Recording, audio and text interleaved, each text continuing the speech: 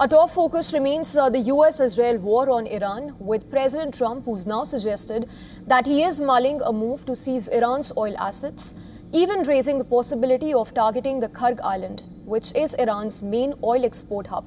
President Trump has reiterated his claim that the war against Iran has achieved regime change and that a deal could be reached upon soon with Tehran. So we've had very good negotiations today with Iran, getting a lot of the things that they should have given us a long time ago. We'll see how it works out, but they're very good, moving along very nicely.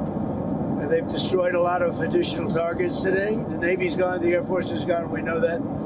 But we destroyed many targets today. It was a big day. And we are negotiating with them directly and indirectly. But moments later, he claimed that many targets were taken out and destroyed US military in Iran, which comes as Iran launched strikes on Kuwait and Saudi Arabia, while Israeli military claimed to have carried out attacks on infrastructure throughout Tehran.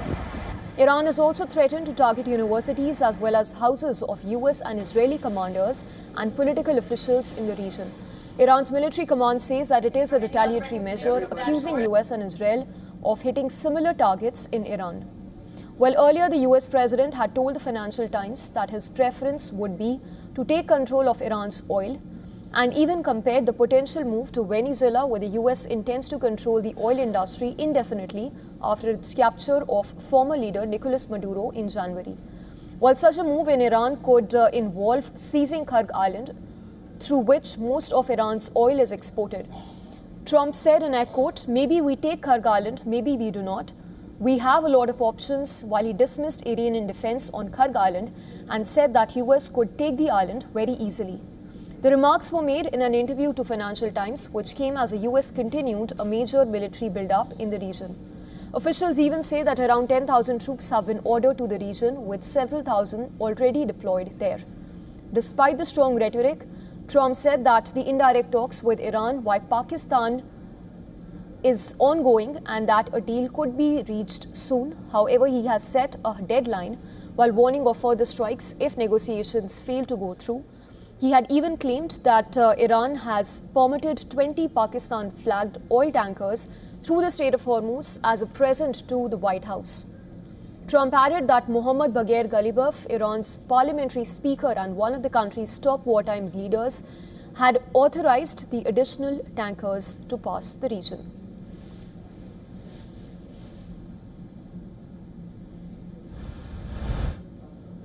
And to discuss more on the ongoing developments in West Asia, we earlier spoke with Dr. Charles Kupchan from Washington, D.C., a snippet of what he had to say earlier. Well, a ground invasion of Iran is not really conceivable, even with 50,000 troops. Iran is a large country, 93 million people.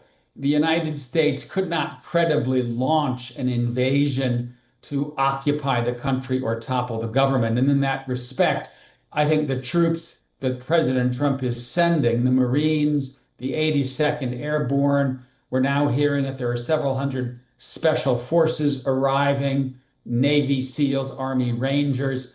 I think there are three missions that are probably looming on the horizon. One would be, as we just were discussing, the potential seizure of Kharg Island to put US in control of that depot. Second would be to try to carry out some kind of mission to take hold of Iran's highly enriched uranium, about 1,000 pounds, something like that, enough to make several nuclear weapons if it's enriched further to 90% grade.